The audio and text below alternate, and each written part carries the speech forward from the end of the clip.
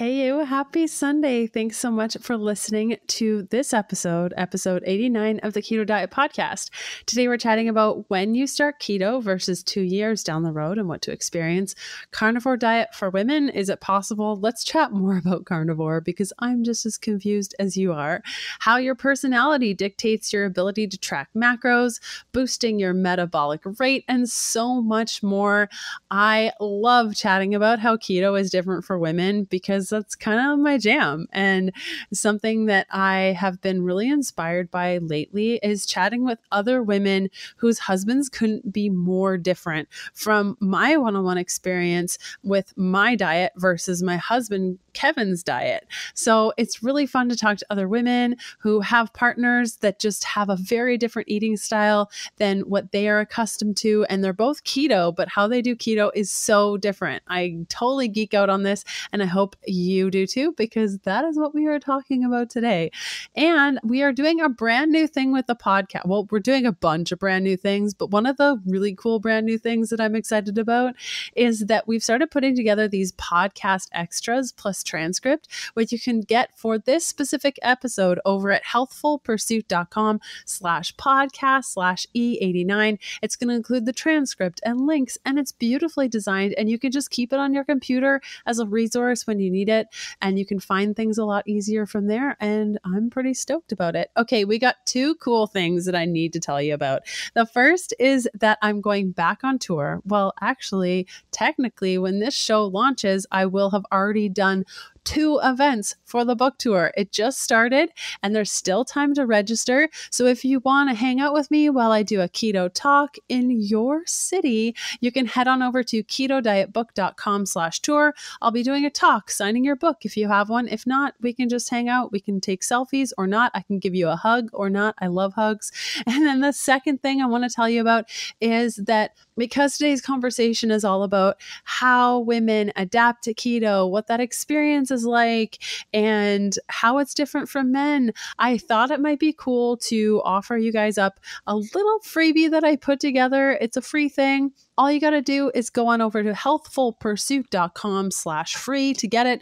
Basically, it gives you an outline of what to do as you start your ketogenic diet, how to avoid overwhelm, things to eat versus things to avoid, how to test keto flu. It can be really terrifying. So this little guide will show you step by step how to get it done. Okay, let's do this thing.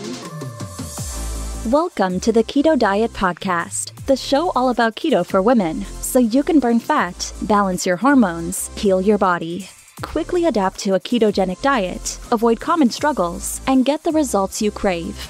And now, here's your host. You might know her as the Keto Queen. She's the international best-selling author of The Keto Diet, founder of Happy Keto Body, and she loves dipping pork rinds in avocado oil mayo, Leanne Vogel.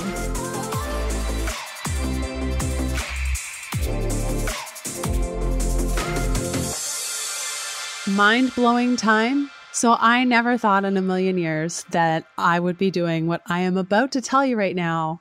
This is fresh off the press. Not many people know about it yet. And that is that the podcast has gone completely ad-free. Completely ad-free. We do not have partners on this show anymore. And I'm sure a lot of you are wondering, like, wait, why? Why did you do this? Well, I really wanted to get back to the reason why I started Healthful Pursuit. And that was to help people with free resources to better their lives. And working with partners has taken up so much time, so much of my time. And we had people on our team helping with our partners and coordinating things. And it was just taking up so much time and resources. And I feel like I just got lost in all of that. And I feel like my energy could be so much better directed at people, meaning you, instead of focusing on those sponsors. Now, this isn't to say that the products that I promoted, I didn't love. I love every single product that I've ever stood behind. And sometimes products change and I stop promoting them because they don't align with my values. And that's cool too.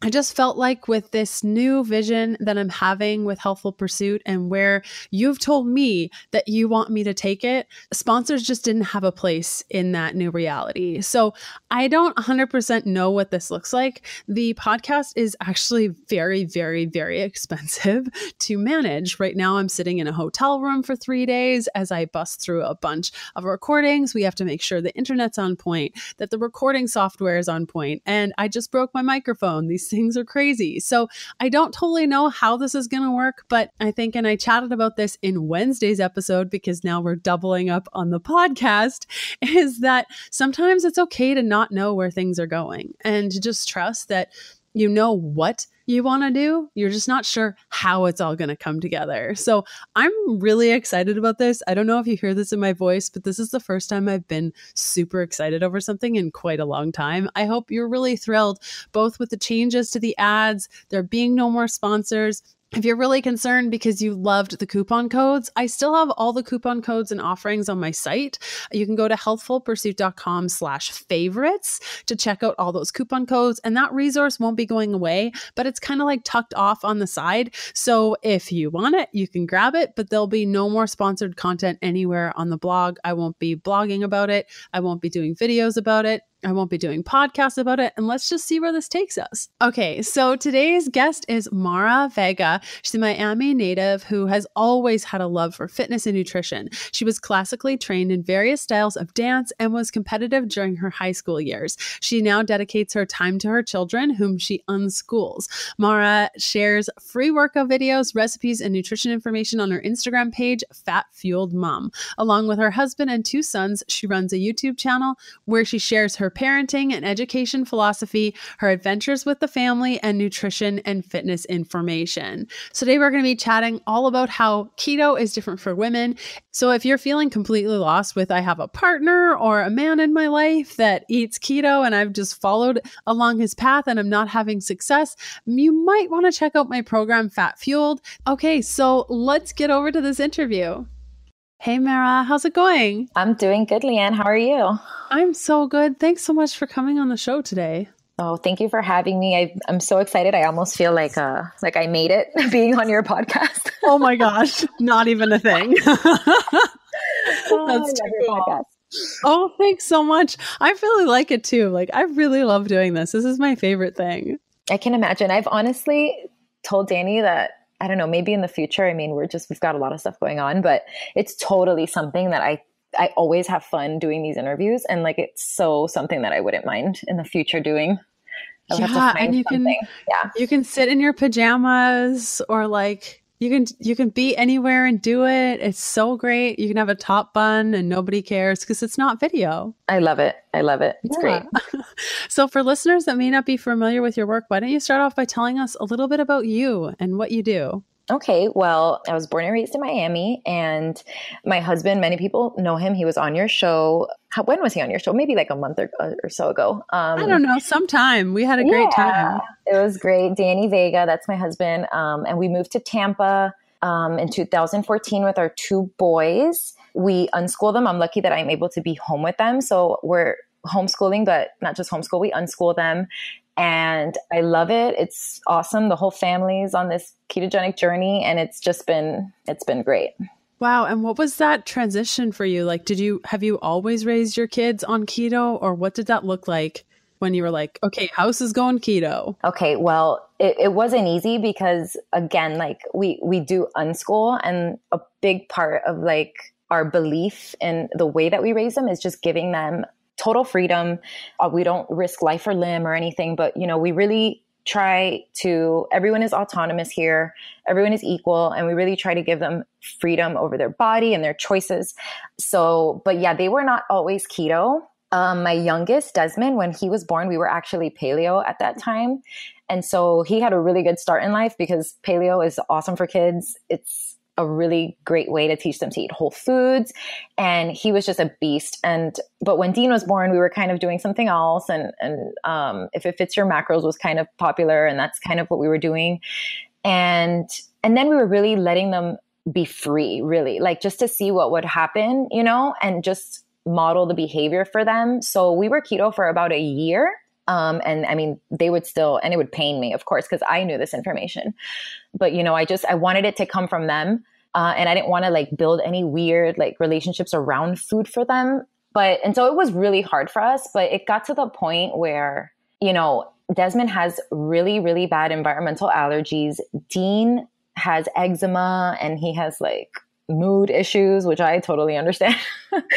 And we had gone on this vacation where we left them with family. And when we got back, like everybody was just so sick. Desmond was having nosebleeds like a few times a day, and having those nosebleeds, it's like so much blood. Like he hates it now. So he's 7 and he was already getting to the point where he hated it. And so since he was older and he had already been watching us for a year, I'm really big about, modeling the behavior that you want to see in your children. I don't like do as I say, not as I do. I don't really think that works. It didn't work for me as a child. I always remember feeling like, okay, that doesn't really make sense. And so we had already been modeling this diet for them. And so, Desmond would sometimes, offer me a bite of his treats, and I would politely decline and take that opportunity to explain why. And he would ask why. And I would let him know, like, no, I don't eat sugar. This is why. And so anyways, he was just so sick. And we told him, we were like, listen, why don't you do an experiment? He had been, Danny's always doing some kind of experiment. And so he's always hearing about Danny's experiments. And he was like, all right, fine. And we're like, what do you think? Like 3 days? You want to just do keto for 3 days? And it was for him, he's a really big steak guy. So I knew that if I could just feed him a lot of the food that he already likes, that like, it's like, I just got to get your brain on ketones and like, that'll do the rest. It's like, and I'm like, I just got to get him there. And then I know that like the ketones will do the rest. And it's just so funny. Kids react so much faster than we do. They are just so much less damaged metabolically than we are. And he had like a tiny little headache. He was all about it. He had like a tiny little headache on the second day. And then that's it. He wasn't even asking for stuff. And then Dean kind of just is keto by association. Like I just would offer him foods that he likes that are keto. And we did have to, like in the beginning, we don't have to do this so much now, but in the beginning we did have to, offer them keto versions of their favorite foods. So we did like fathead pizzas, Carrie Brown ice cream, to show them that they can still, eat stuff that tastes good and that they can enjoy and that doesn't hurt them. And that's really how we got by at first. And then it just became, what we do. It's just what we do, and it is a little easier that we kind of live away from family and stuff. So we don't really have and it is definitely easier that they're not in school and being offered stuff on a daily basis. So that does make it easier in a way. But yeah, it's been great. And they've had such great success with it. And they love it as well. That's amazing. That's so cool. And the process is so different than what a lot of parents think. Like, I'm just going to give them this and that's all that there is. And I know that that's how my household was when I was a kid. It was like, we eat this way and no ifs, ands, or buts about it. And we didn't really understand why. So that's really cool to educate your children on like, this is why I choose this. And then they get to make up their own mind. That's really cool. And like, how did it differ between your body and your husband's body? Like, does your keto look different than Danny's? Well, when we first started, obviously the biggest thing, and I've like over time, I've noticed this, that I just feel like us women, we take longer to adapt. So Danny didn't have the keto flu at all. I got the actual flu. I was like knocked out in bed, but I didn't really, when we started keto, I kind of just went, like Danny's the one that had the idea. And I just went along with it because I was sick of what we were doing. And I had already experimented with paleo in the past. And I knew that I felt better on a higher fat diet. And so I was totally all about it. But I didn't do my research about like electrolytes or anything. And I'm sure, I didn't do any of that. And that totally made it so much worse. So I was like knocked out for a week, but it also just took me longer to become adapted than him. I felt kind of crappy in the gym for like 2 to 4 months maybe. And then little by little, I started feeling better. And then we have, our hormones, and it's just, I feel like everything's harder for us. Yes. It's just harder. It's just harder to find a balance for women. Yeah. I couldn't agree with you more. And so what does your keto look like now? Like, it sounds like the first couple of months were a little bit of a struggle trying to figure out how you were different.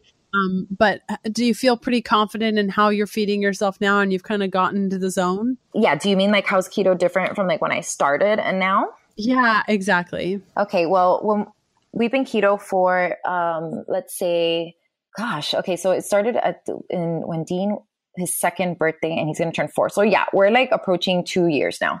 And at first it started off how most people start, you know, eating, making all the recipes, eating casseroles and all of that stuff.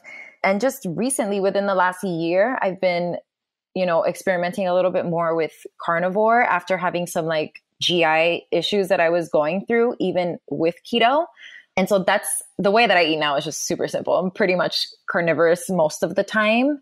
And I do have like some nuts here and there, like, and it depends, like peely nuts and macadamias are okay for me. If I eat too many almonds or like almond flour products or almond butters, that tends to like make me bloated and I have more negative effects towards those. But I really do try to just keep it to animal products. I do eat dairy. I don't have any problems with dairy, but yeah, I'm not really eating too many vegetables these days. There's such a huge theme going on in my life right now with carnivore. I feel like this is like a sign from the universe. I know. Everyone I talk to is like, carnivore. Yeah, it's booming right now. It's like the new thing, which is hilarious.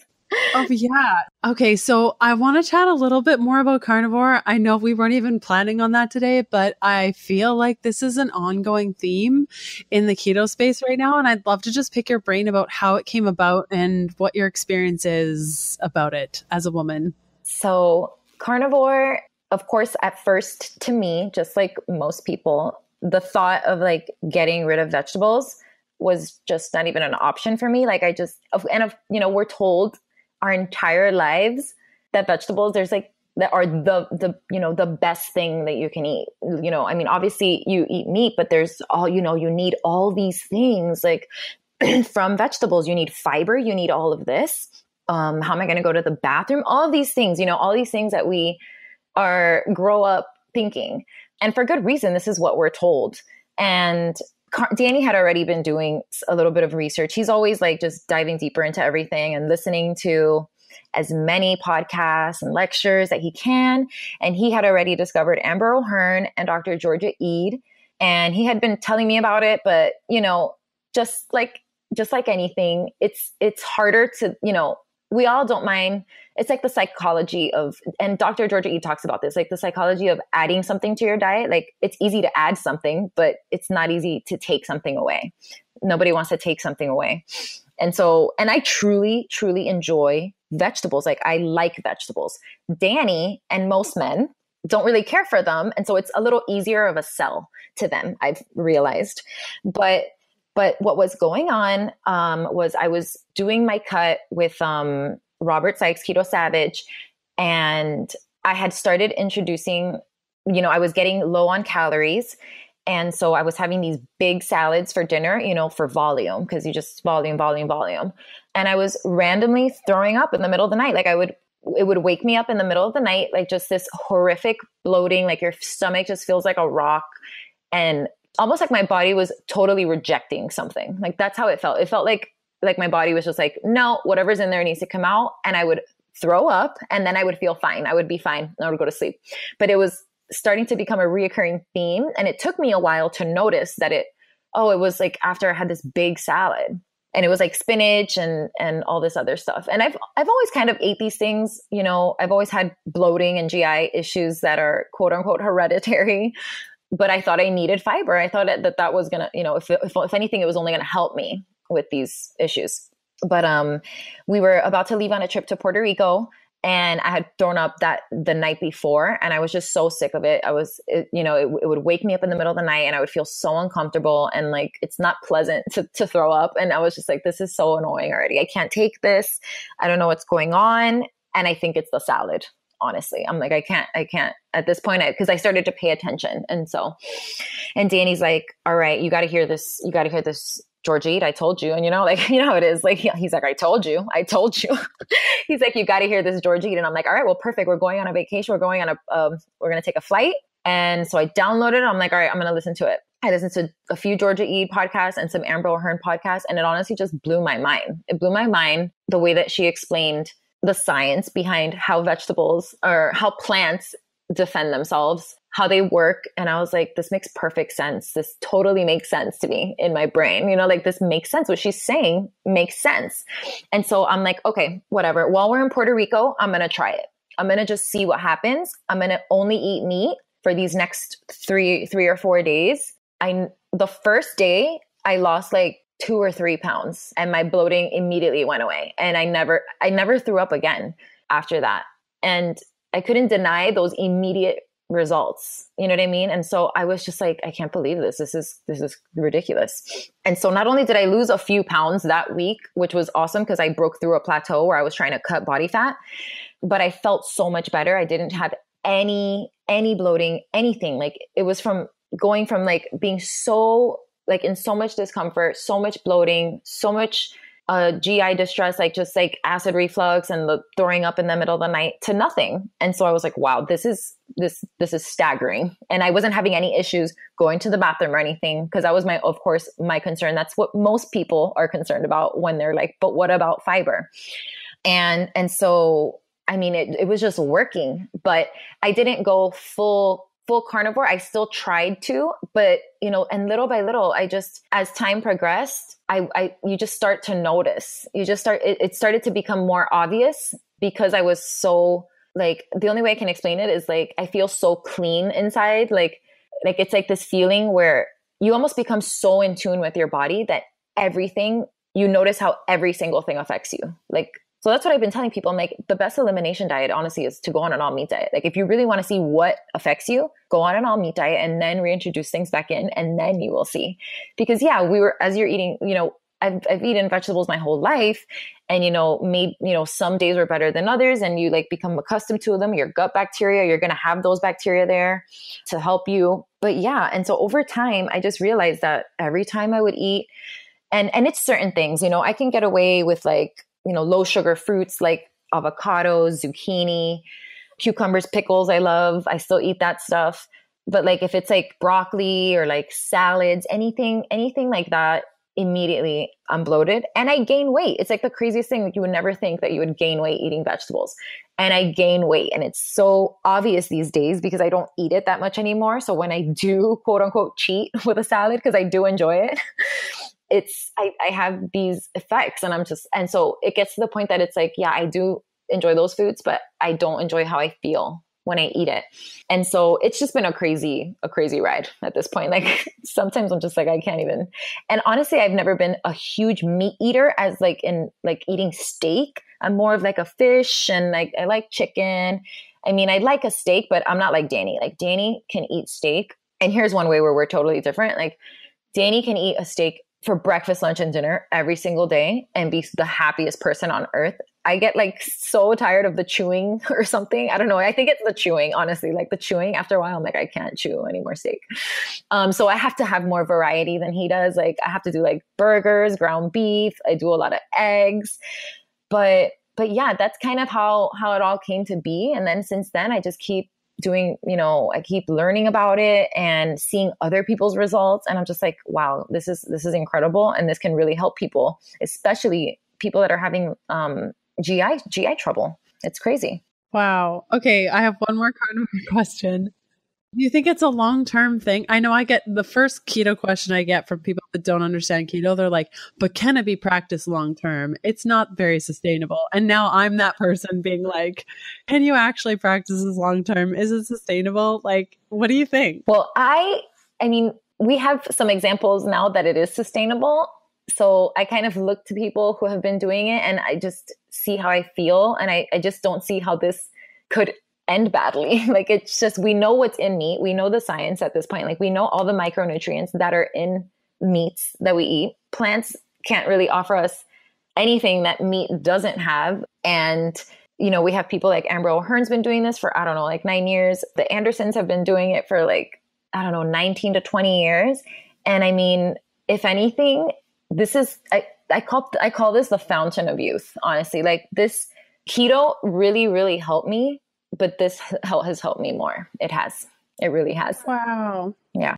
Amazing. So because you're more focused on carnivore at this point, like, do you track? Do you do intuitive eating? Did you do it when you were keto? Like, how was that transition, and what's kind of your relationship with food and tracking? Okay. Yeah. This is something where I'm super the opposite of my husband. My husband is so about the numbers. Like, I get dizzy when he starts telling me the numbers. I'm not a fan of tracking. I prefer to be more intuitive, but I'm also more intuitive by nature. So I do think we all have different personality types, and you have to take that into account. Some people, Danny has tried intuitive, and he's like, I'm not intuitive. I just keep eating. I just keep eating. And I'm like, he's not like me. Like, I can take a bite out of something, or like, I'm more intuitive with my body, I guess. And so I do prefer that, but I do use tracking as a tool when I have a specific goal, if I'm trying to cut body fat, but usually I don't track.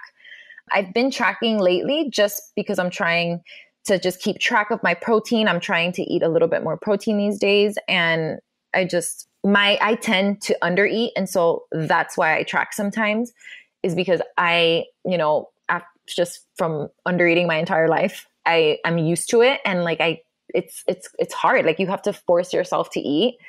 And I'm so used to not eating. So I tend to undereat. And so I track sometimes to make sure that I'm eating enough, honestly. So that's how I am, with tracking. Cool. Yeah, I was recently pretty sick. Like, I got a flu and a fever and a sinus infection and all kind of back to back to back. Yeah. It only happens once a decade, but when it does, it's like boom. Exactly.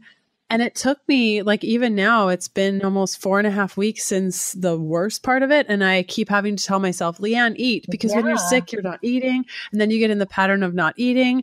And then my hormones get all messed up. So it's so true. If you kind of divert back to that, like if you have a sickness or something happens in your life and you just divert back, it can be really hard to get in that pattern of like, just eat. And I know there are women listening that's like, oh, woe is you. You forget to eat, you jerk. I know. And I feel bad saying that sometimes, but it's not a good thing either, because the truth is that the reason that it's hard for me to eat is because I've starved myself my entire life, and because I've had such an unhealthy relationship with food.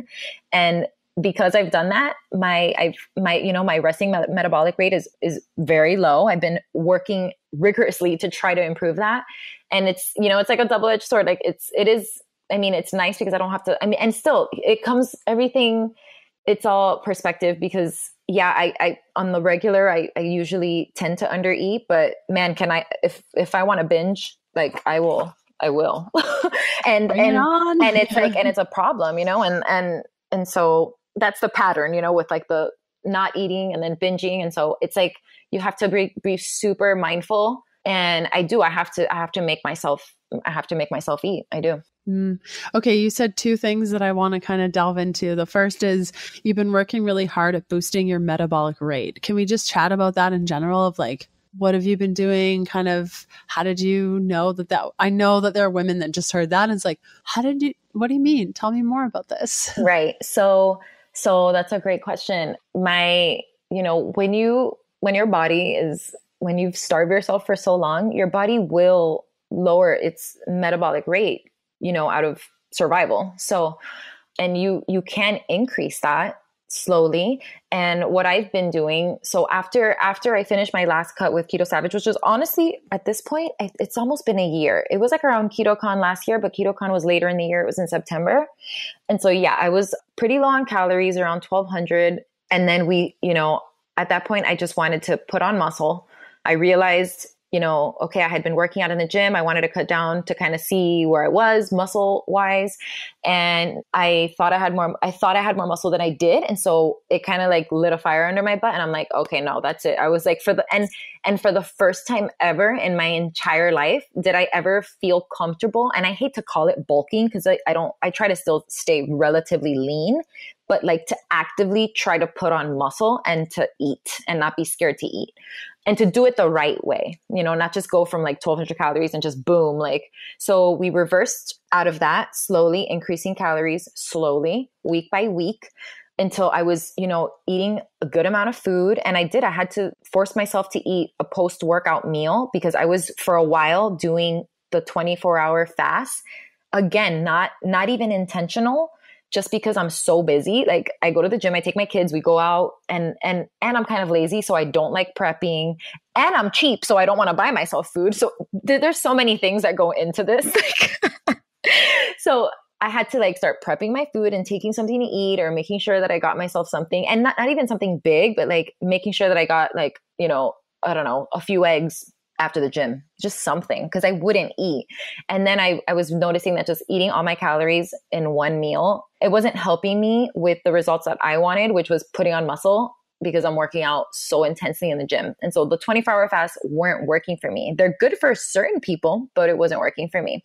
And so I did have to force that post-workout meal. But now it's like, it works. Like I started to feel hungrier, and Danny's like, that's a good sign. That's good. That means you're putting on muscle, and you're getting there, you know, like you're increasing your RMR, and it felt good to not be scared of eating, you know what I mean?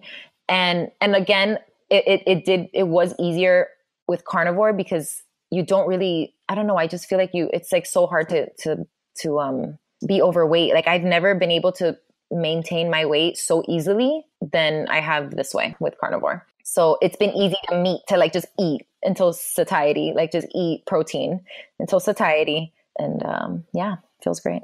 Cool. And would you say when you started keto, it sounds like did you have a poor relationship with food when you started keto? Do you find like keto helped with that poor relationship? Or can we chat a little bit about how you became more intuitive and how your relationship with food has changed? Yeah, absolutely. So it's been a process. We kind of like, I feel like we kind of, like I mentioned, when Desmond was born, which was back in 2011, we were doing CrossFit at the time, and paleo was huge in that community. And that's when we first started, you know, researching about higher fat diets.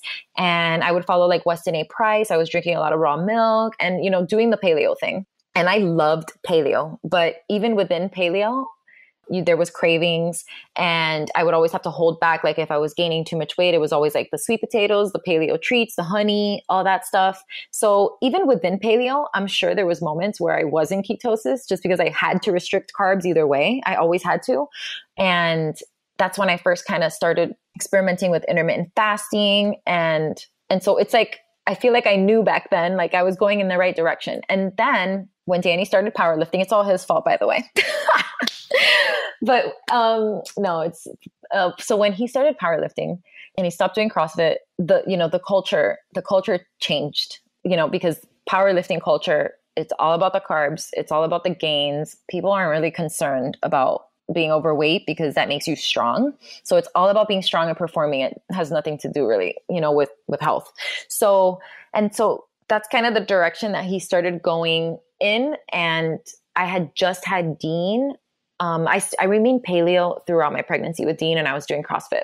And then to lose the baby weight, you know, Danny had started, you know, eating this way, and it's just hard to make all different meals for everyone. And that's kind of when If It's Your Macros was gaining popularity, which is such like false advertisement. So, you know, you're starting to see these girls on Instagram and, oh, look, I can eat a donut. It fits in my macros, and I'm getting ripped this way, and it's fine, whatever. It's just, and so it got in my head, and I'm like, all right, well, maybe I can lose weight this way. And so I got with a trainer, like a coach, and this is how I lost the baby weight with Dean, but it was really, really hard.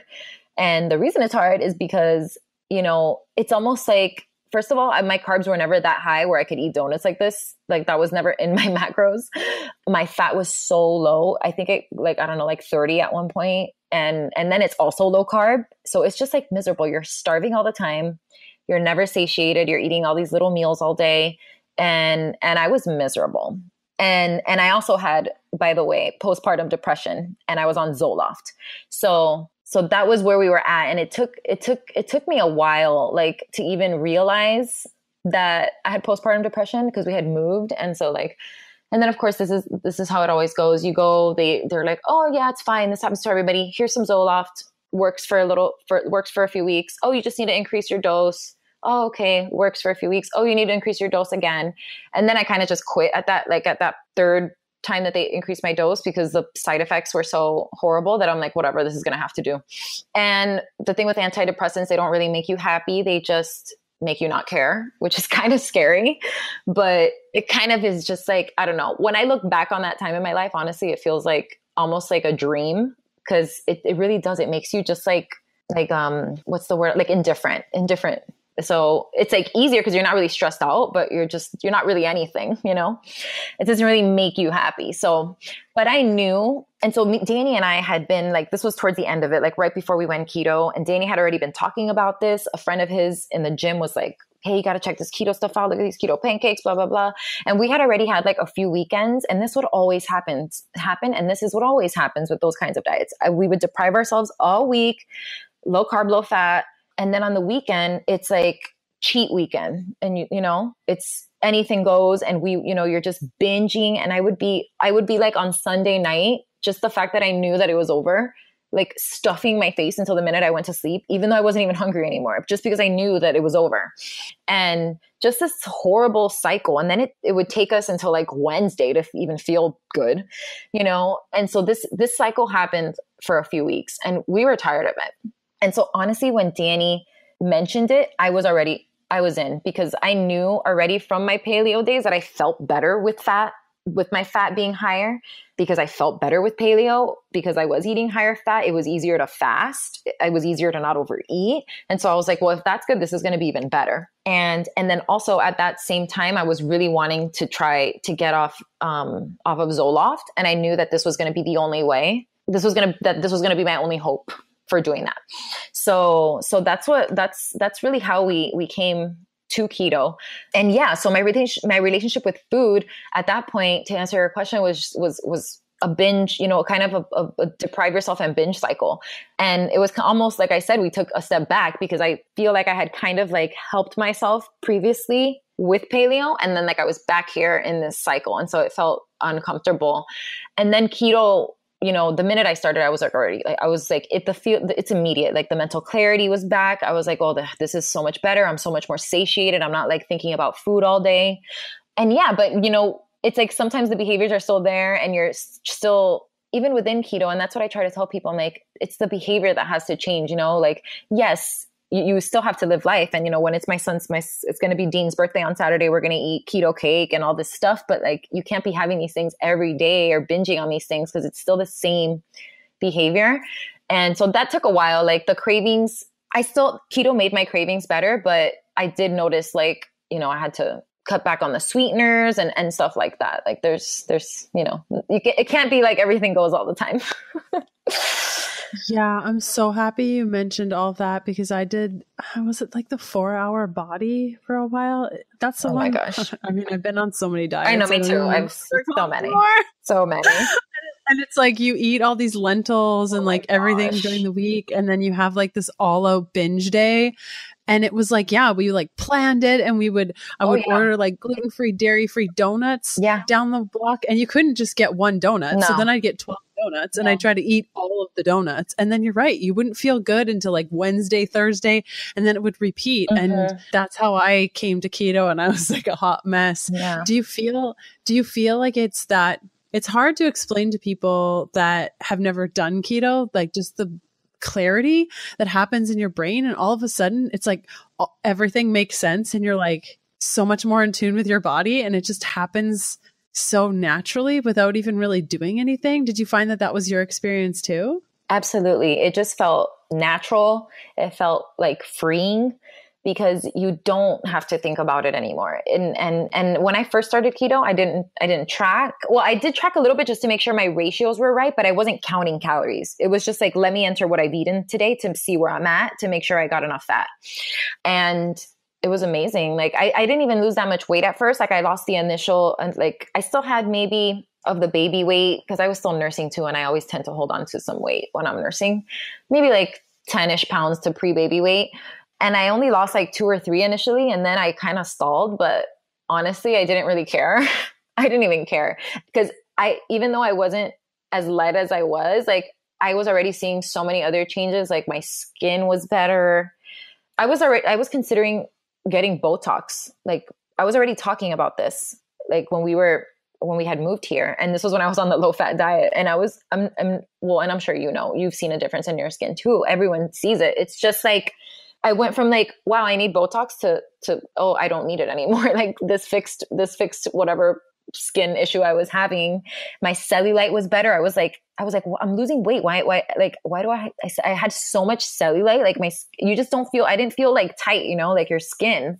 I was starting to feel old, honestly, like, and I'm not like, I don't feel like I'm old, but I was starting to feel that feeling like, oh gosh, and I swear, like it was so fast, like right within a few weeks of starting keto, my skin looked better already. And my cellulite had gone down. And so I didn't really care if like the scale wasn't going down that much because I felt like I looked better. So I didn't really care. Yeah.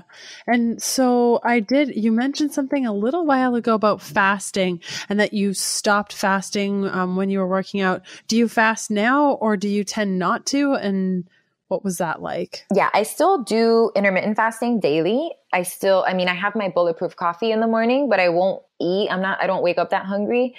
So, and I don't like to eat before I work out. So it depends at what time I'm working out. But I usually am getting to the gym like around 9 a.m. So I don't eat. I'll have my coffee and then I won't eat until when I'm done, which is like around noon. I have experimented with like some longer fasts on like weekends, just with Danny. The longest one I was ever able to get through was 46 hours. It was really hard, but I did it. And it was like on a weekend when I wasn't training or anything. And I still think that it's a great tool and people should use it, especially if they have like lingering issues. And it's definitely something that I'm going to do in the future. But just right now I'm training so hard all the time that I can't be doing 24-hour fasts every day, but I do IF pretty much every day. So I stop eating around like 7 p.m. every day. And I won't really eat again until noon the next day. I don't even know how many hours that is, but that's kind of like around where we are. It's really nice to just not know how many hours that is. I don't even know. I mean, every day it's different. Like some days we'll eat dinner earlier and some days we'll eat a little later. And I kind of just go with how I feel, honestly. It's a little easier for me to be intuitive because I'm the type of person that like, if I say I'm going to fast, I'm hungry already. Like the fact that I said that and like, I know that it like does something, like it's like the fact that you can't eat, you're like, but I'm hungry.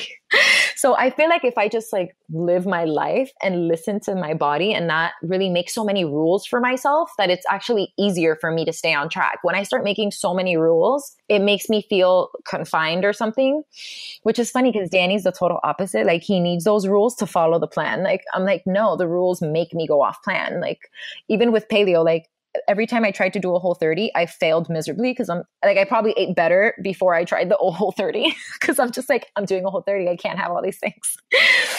And so if I'm hungry and I didn't plan on eating that day, I didn't plan on eating breakfast, but I'm like, man, I'm really hungry right now. I'll just eat a little something like a hard-boiled egg or, just anything to make me feel better. Yeah, I'm the same way with rules. I'm such a rebel.